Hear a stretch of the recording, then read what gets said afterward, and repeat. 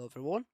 Now, recently I have come across a game on the VR forums known as Blade and Sorcery.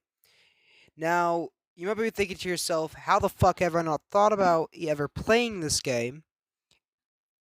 And I'll get to that in a bit, but I'd like to say this right now. The video footage that you are going to see is possibly not PG-13 and is more rated R, more like no, this isn't Coco Melon, this is goddamn fucking Vietnam's type stuff. You're gonna see heads on swords, heads being impaled with pikes, stuff like that. So, warning, if you are under 18, you probably are because your parents did not raise you right. But, anyways, let's get into it. Now, Blade and Sorcery is basically a sandbox slash fighting style game similar to that of like Gorn or Sport Mode or Blood Trail, something like that. Basically, it's Boneworks, but without guns and a whole lot of fucking physics problems. And yeah. So, this game is pretty simple. You are using a blade and sorcery. I don't know what to say about. Now, due to the fact that I had bought a Oculus Quest 2, you are going to see the NOMAD version of this game, which is exclusive to Quest, I believe. Now, NOMAD is a little bit different. For instance, there is not a lot of like really good blood effects, and also it's a bit more like dumbed down in texture than the other title, which is just Blade and Sorcery. But it's the same premise. It has the same maps, sort of, and the same weapons. And some things are different, but it's like its little brother who has autism. Now, to show you the pain I went through learning this game and actually had a sword fight, I'm just going to show you a snippet of what it was like for me to learn how to fight. Just please be warned, it is extremely goofy and stupid, but it'll basically come across as basically the regular beginner playing Blade and Sorcery Nomad.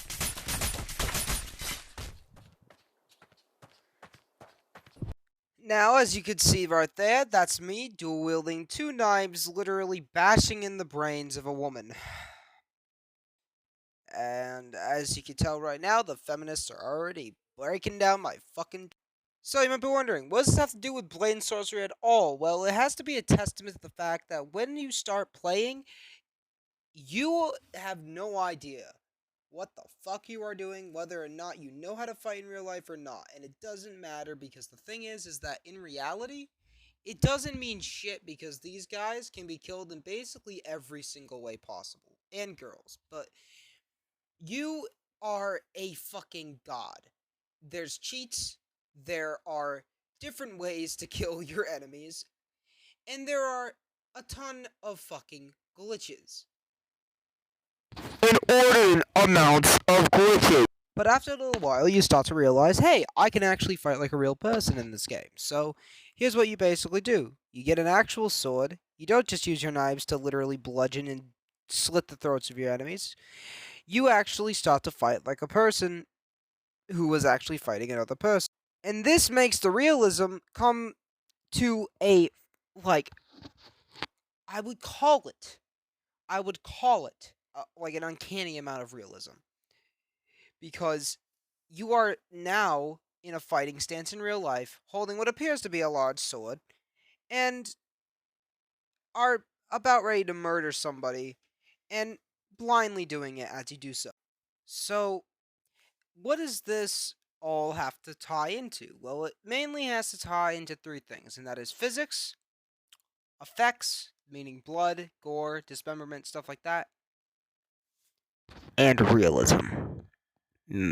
Yes. Now, for a main part of this segment, I'm going to talk about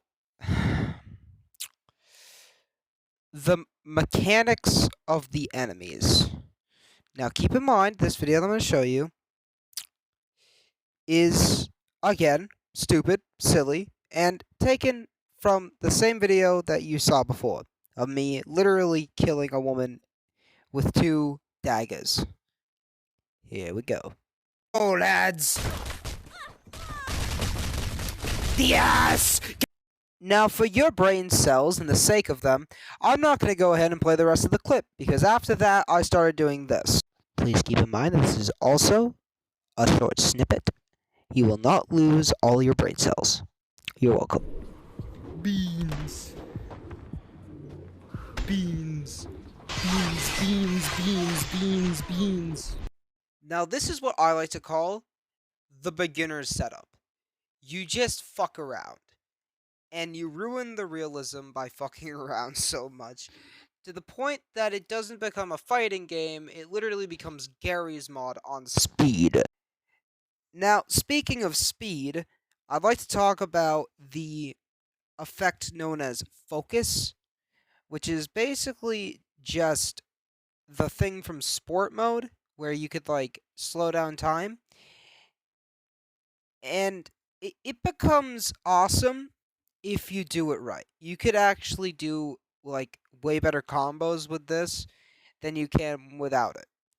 And I sadly do not have any video footage because all of that stuff is buried deep within my headset, and I would have to wait to go back on the Oculus app and look for that stuff, but I'm not going to. Instead, here's a picture of a chicken. And after I figured out how to actually use the focus correctly, I started using it basically at every chance that I got. Meaning that whenever there was a chance that I could do a cool, sick, awesome, like, montage moment where I could, like, stab my enemy, I would just fucking push a button on my controller, make it go slow motion, and stab the shit out of them. So yeah, that's basically how that happened.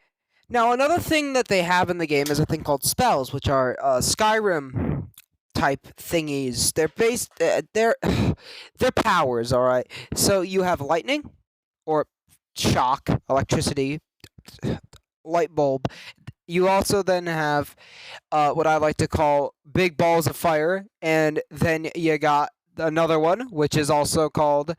I like to call this one 2 balls mixed into one. It go boom boom. Sorry, I just had a stroke there. But what this meant was that not only could you do those powers raw, but you could also Minecraft enchant them without an enchanting table, dude. You're using mod. Now, after that episode, let's get into. Okay, let me restart that sentence. Now, another thing that I want to get into is how your weapons react with objects. I like how whenever you hit a sword against an enemy's sword, it makes a spark. Now, with games like Gorn, they did that, but it's cartoony. I haven't really seen a game that has done that yet that was realistic. I've heard other games, but we're not going to talk about that. So, and not even to mention the fact that the enemies are reactive with your movements.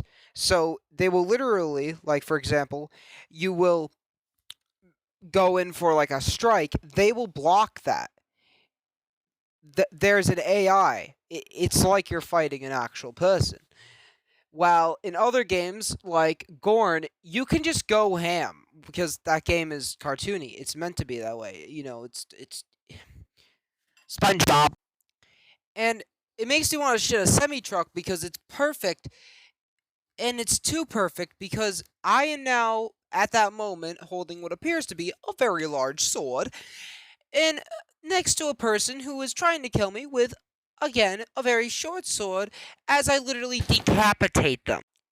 And you see, games like Gorn have a specific way of showing, their cartooniness, and it's the main theme. I know this, but with Blade Sorcery, it fits. It fits in. It has its physics. It has its stupid moments that I fucking love, and I need more of them. it has those moments that make me want to actually like record that, but I didn't record it before, and then I get sad and then think about it late at night, and it keeps me up until 5 o'clock in the morning, and then that's the reason why I have a bad sleep schedule. Moving on. But then again, that's the whole premise of that game. It's the physics, it's that. Now, let's talk about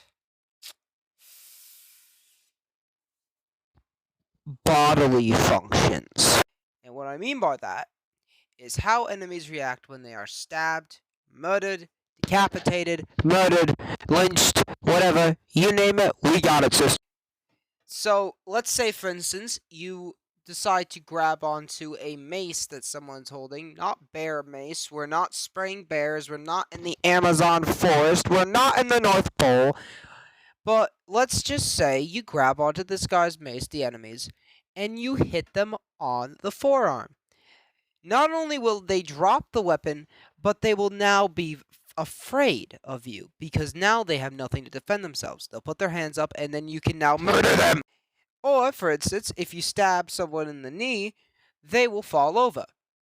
Or, if you stab someone in the chest, like right where their heart is, they will die. Stab them in the face, yep, they're dead. Slit their throat, Also dead. Doesn't matter, they're dead. So, if you want to, for instance, get a really cool, like, get those back shots, not the ones you're thinking of, stop it, you pervert. But, like, if you want to, like, go up behind somebody and slit their throat, you can do that. And it will kill them one hit. Well, one slash. You get the point. It's point. Or, if you want to stab someone through the chest, it's going to kill them because their heart's there, and that's how we work. So, the game not only has its AI, it also has the physics built into the AI. So that if you kill someone, like let's say they take an arrow to the knee, they're going to walk around funny or they're going to fall over. You could also sweep their legs with a long weapon. You could also deflect shots back at them, and it will do the same amount of damage it would have dealt you. Or, even better, you could literally, like, kick them in the nuts or something, and, like, they'll go flying. And it's very funny because, nuts, they're very sensitive. Now, since that we're at the end of the video, and I have nothing else to say, I'd like to thank you for watching this video, and, please like, comment, share it, just fucking throw a C4 on your fucking Keyboard and just, Now, as an ending segment, Chuck 'em.